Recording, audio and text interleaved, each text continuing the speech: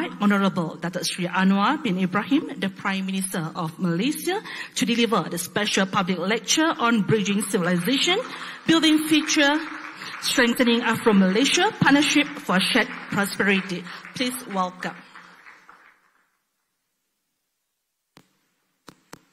Assalamualaikum warahmatullahi wabarakatuh, and a very good morning, afternoon.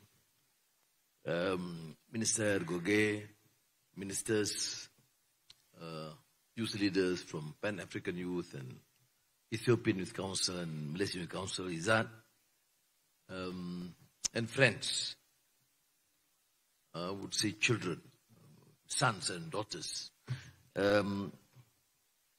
It's an important departure from a normal diplomatic encounter, because with the invitation of Prime Minister Ibrahim for me to visit here, and then his kind support to allow me to engage with the youth, not only from Ethiopia, Africa, and the coordination by the Malaysian Youth Council. Now, let me share with you some of my observations about Africa. You know, we grew up in the 60s, 70s, looking at the great visionary leaders of Africa. Ahmad Sekou Toure, Kwame Nkrumah,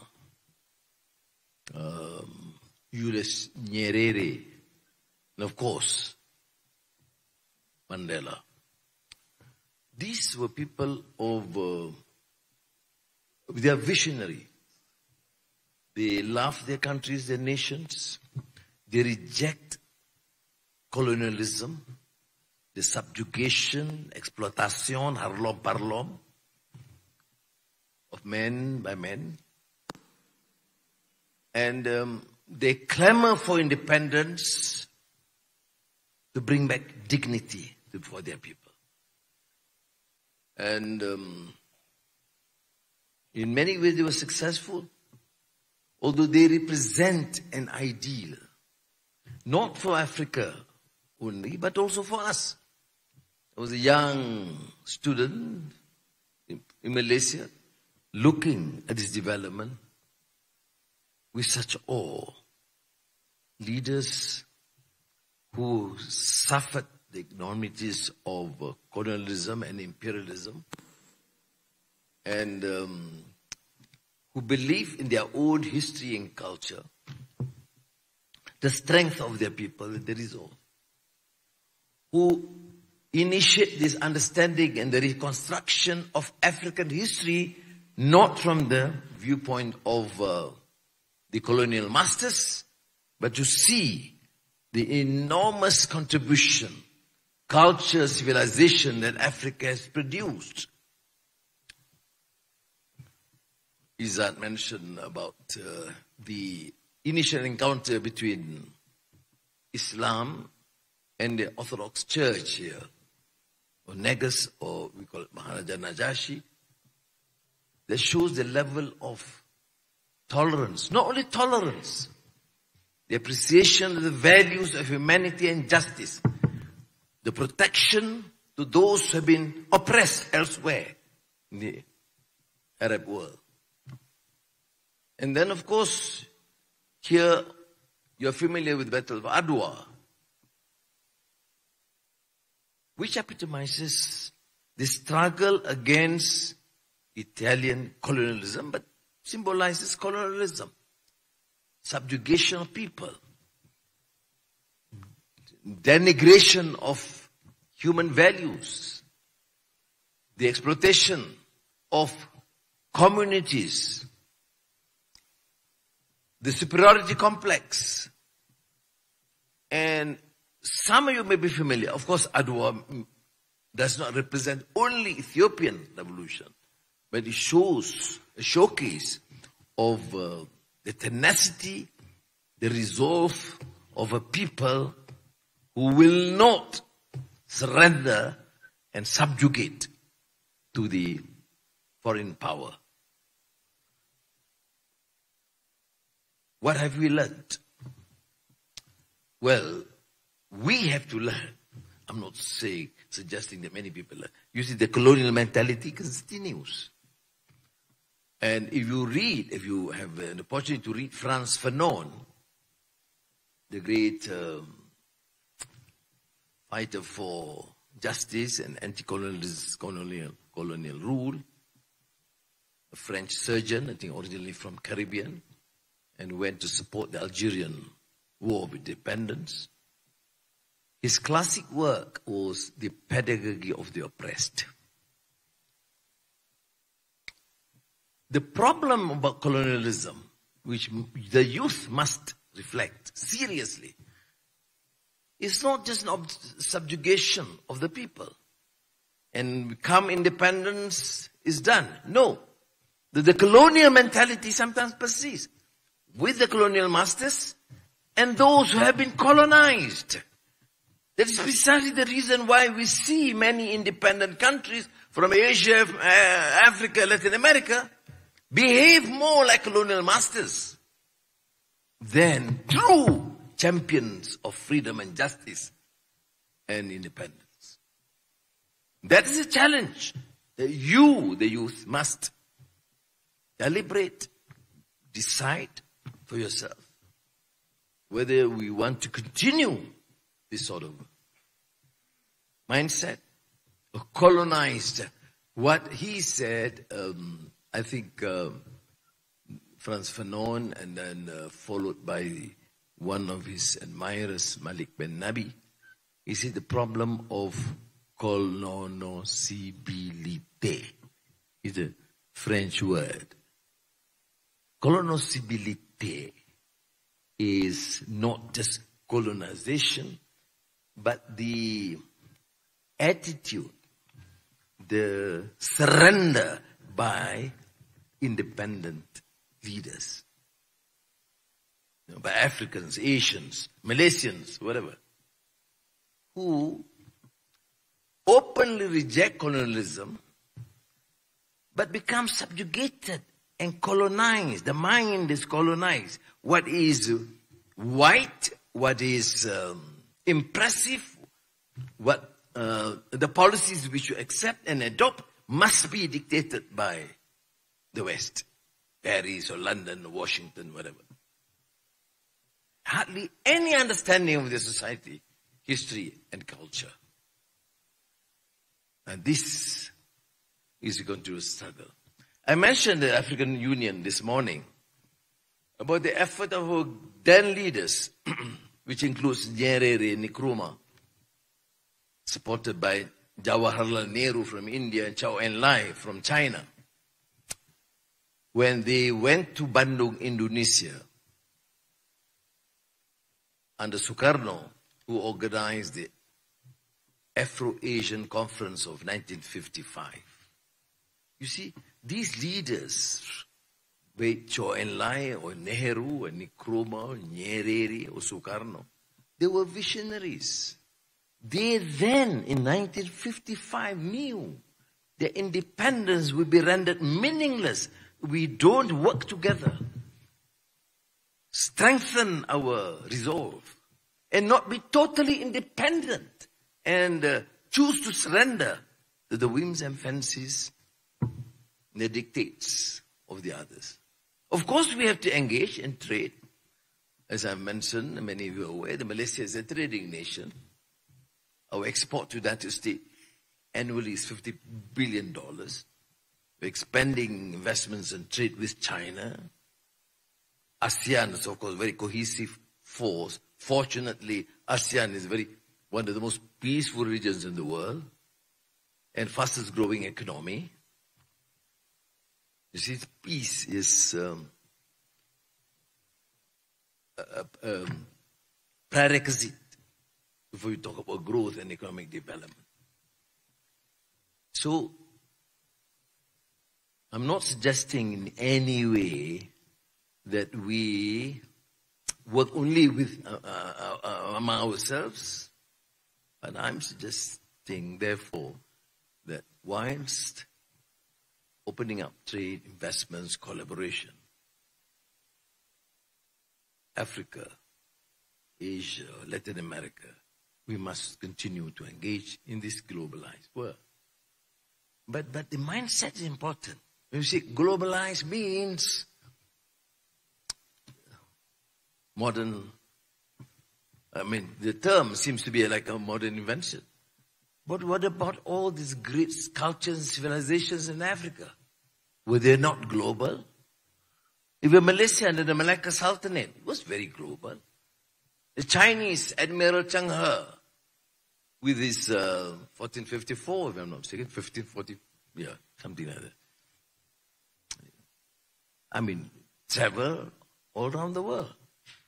But what we know and appreciate is only Magellan. That is why the first prerequisite to be truly independent is to free our minds and our soul. And to understand that peace and development are essential features to ensure growth and security of our nation. So there's a lot to learn and to unlearn. Governance is a major issue. This is bringing up to the second point. Okay, right? We have this understanding. Take pride in ourselves.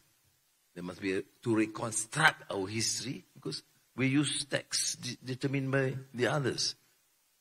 We study from the professors in the West. There's nothing wrong with it. See? But be selective, be intelligent, not slavish. We have fought against slavery. We've fought against colonialism. But we should not be slavish in our mentality and attitude. Okay? Then, we should not repeat the excesses of the rest. Why did we and our forefathers and mothers fought hard against colonial masters? Because we reject that display of arrogance. We reject that condescending attitude towards others. We reject that the wealth of a country be absconded to enrich the few. We reject corruption and abuse of power. And that's why we clamored for independence. But as Frantz Fanon said, it's not to replicate the excesses of the past. It's to ensure that the reform and the changes continue based on these ideals. And of course, I'm excited meeting the youth, because I'm reminded and checked to be sure that you remain true to the principles and ideals. Because as you know, politics and power sometimes tend to be to drag you into practical realities. But it's always important to associate with youth idealism. And I'm a firm believer. I'm a great optimist, and I've seen youth in action. First of course, to free the mind, to be more reasoned, more critical, to understand that without peace, nothing works. And to secure peace means some form of understanding and compromise is required. And once you have achieved that, then you have to really look at the issues of governance. We have, of course, to be sustainable, transform digitally, to move towards AI, alternative energy, food security, but we never lose sight that we need values to protect the human ideal. The deficit in the world in politics, I can say, from my limited experience, is the loss of values. injustices are being tolerated because of different color, or different religion, or different tribes.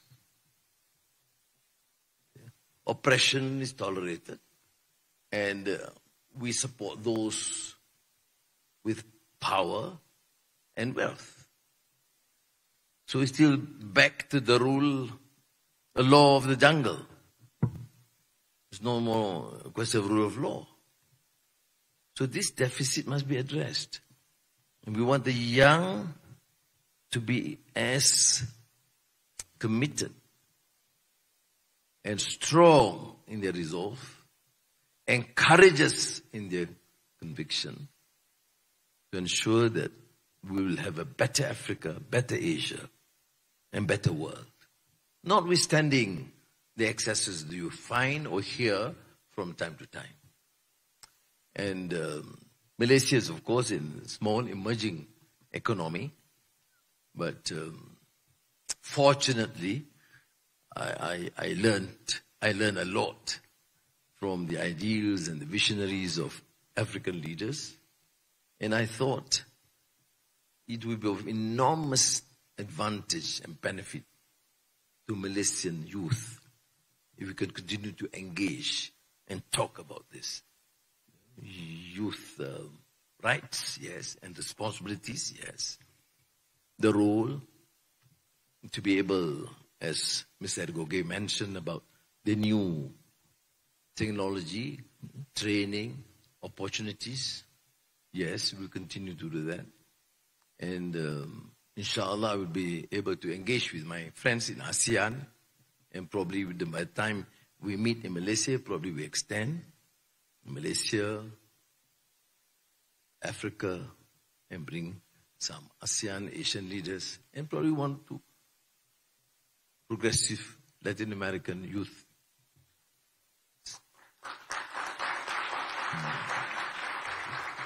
Because we will do that.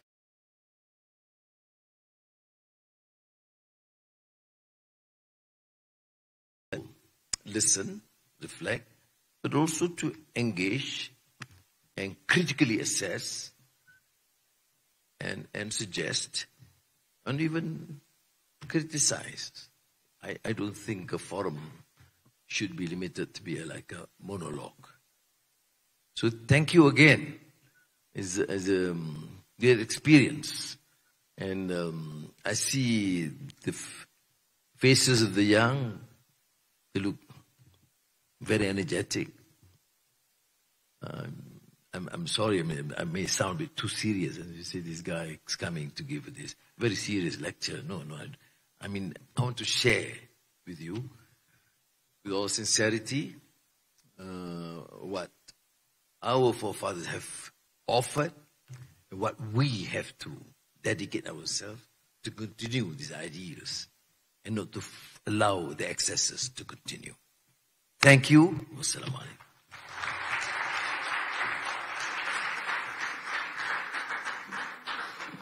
Right, Datuk, we open for Q&A sessions. Is it good? Okay, so now we open the floor to Q&A. We will take only 2 questions from the floor, so please keep your question brief. Anyone? Yes. Thank you, Excellency. It should be very visible. One, I want to really thank you. Your revolutionary spirit is almost as African as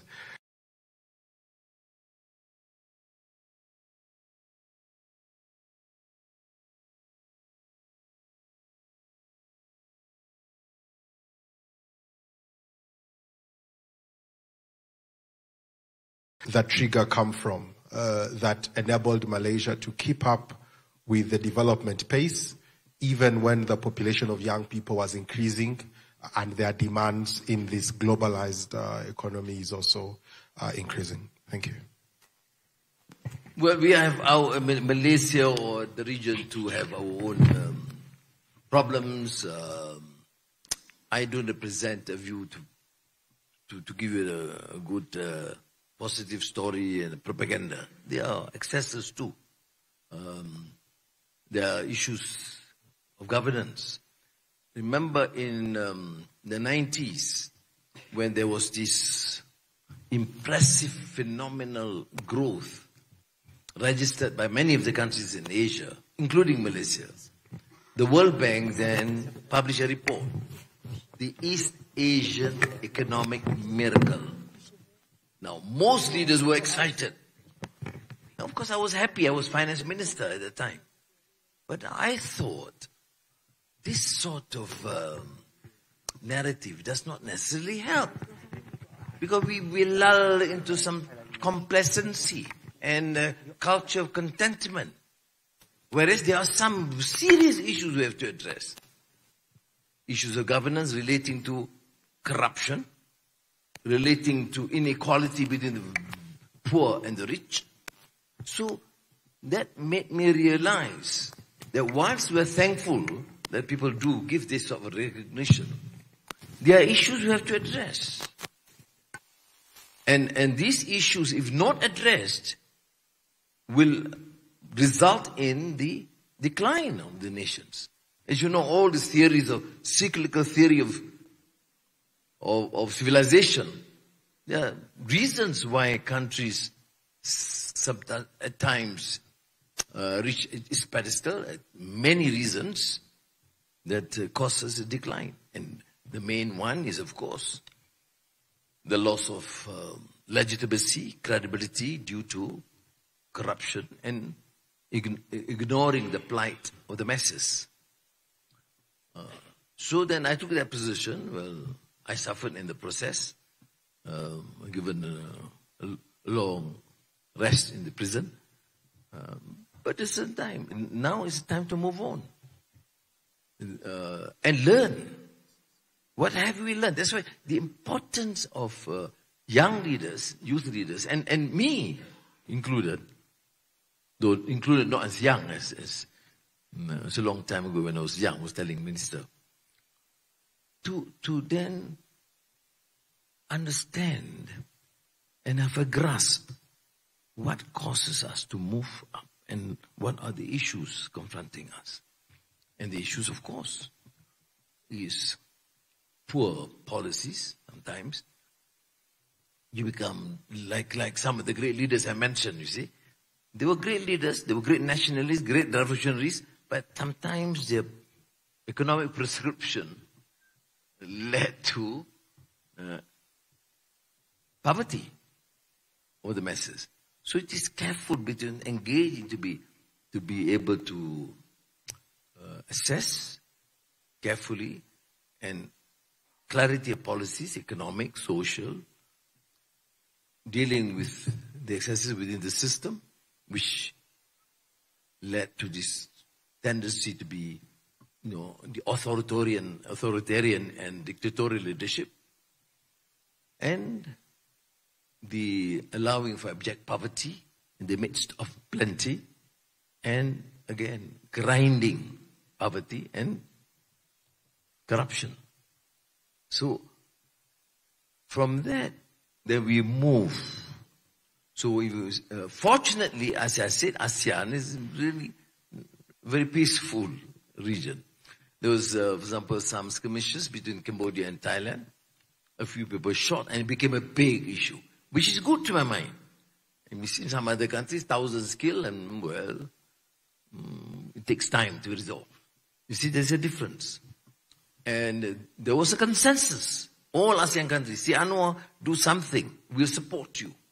So we did negotiate, and at least there is some ceasefire. And of course, it's working to resolve. How many shot? 2, 3 people shot, 5 injured, and became a big issue. The same like Myanmar. We continue to engage. At least it's not resolved. In the case of Myanmar, it's not resolved, but at least there is that apparent readiness to engage, and there's some ceasefire in the sense that no continued atrocities inflicted upon minorities, religious minorities, or tribes. So, with peace, dividend, political stability is required, and the clarity of policies, and to address some of the flaws. We shouldn't be just thinking that, well, we have done the best. I go to anywhere in the world, they say, well, what great countries Malaysia is. And you become, full of yourself, and it will be creating a new problem. So objectively see what needs to be done. And the humility is important. Humility is important in youth, because then you learn. That arrogance will result in you thinking that you know all the answers. You don't. I don't have all the answers. The humility to acknowledge my limitations and therefore learn as much as possible and listen and observe. Okay, Ethiopia developed much later, but there are many positive traits that I can learn. You see? Of course, we can contribute in many ways too. So that is, to my mind, the exception about these countries. We have to be, we have to rush.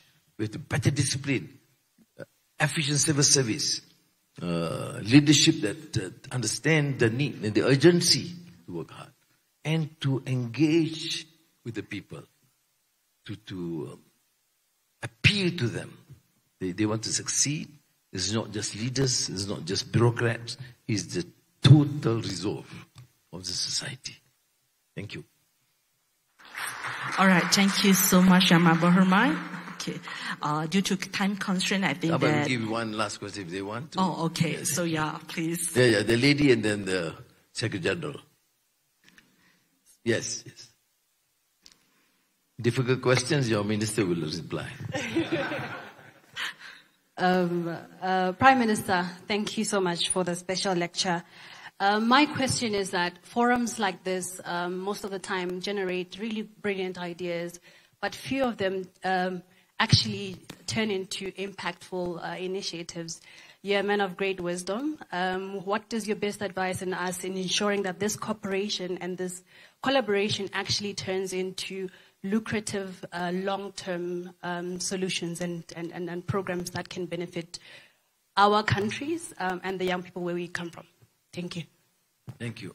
Well, again, I don't claim to have all the answers, but from my limited experience, having, attending Youth Council way, and those days, United Nations set up Youth Advisory Group to the Secretary General of United Nations, and I was one of the 12 sent to New York. And we all had ideas, and everybody wanted to submit beautiful resolutions.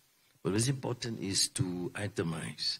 Item number 1, dialogue, means what? What do we do? Practically.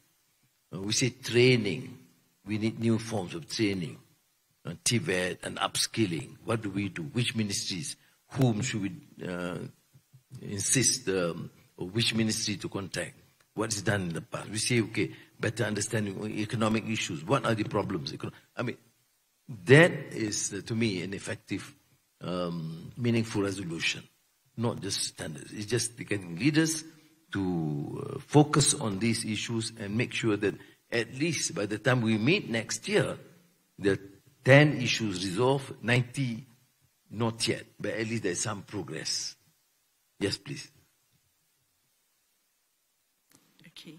So, mic, please. Nobody dare say no to the Secretary General of Pan-African Youth. You see? Actually, we have extended over time, but because, I know, you don't never play around with the youth leaders.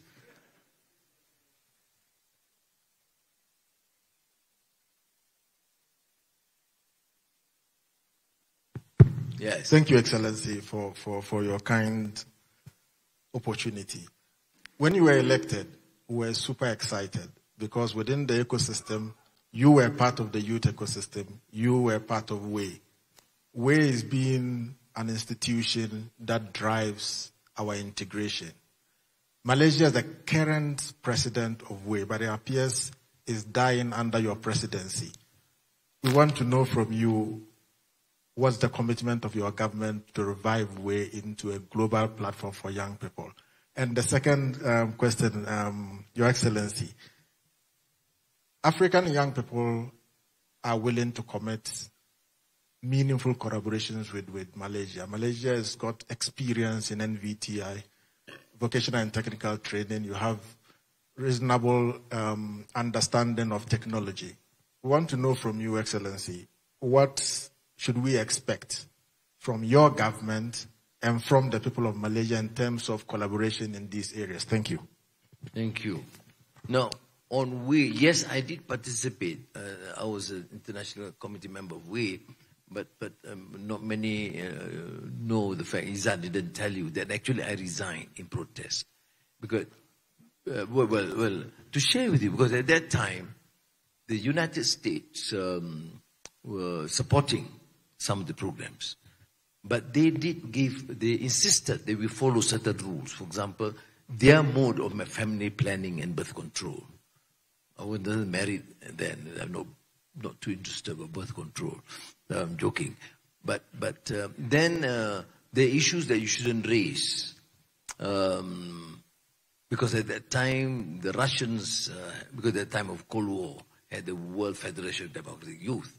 But I said, okay, we don't have issues. I mean, we want to engage with them, we engage.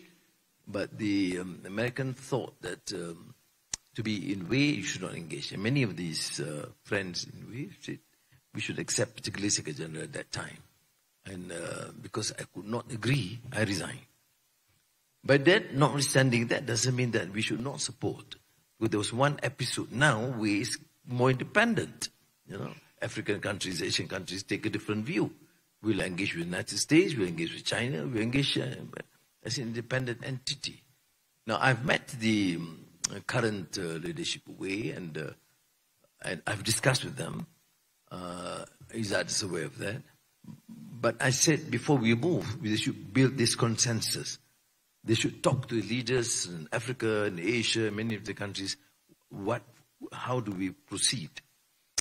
And I will give you the support. But I don't want to decide based on one or two views. I mean, I've said to them, you should engage. You know, here you engage with the African youth. What is the mechanism?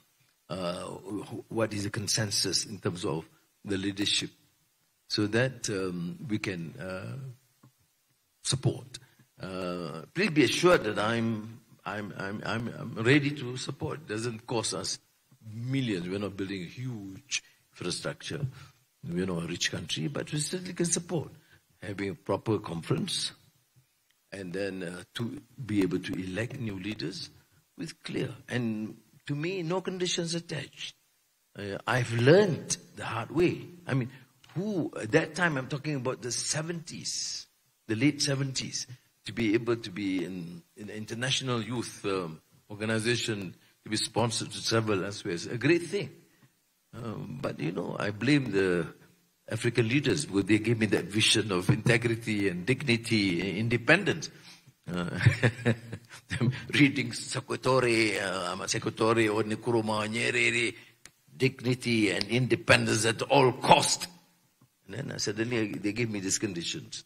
But now, we're not imposing any conditions. Our only condition is that have a democratic forum, decide democratically, and focus on issues of interest to the youth. Thank you very much again. All right, thank you so much, Ahmad Berhormat, for the insightful sessions.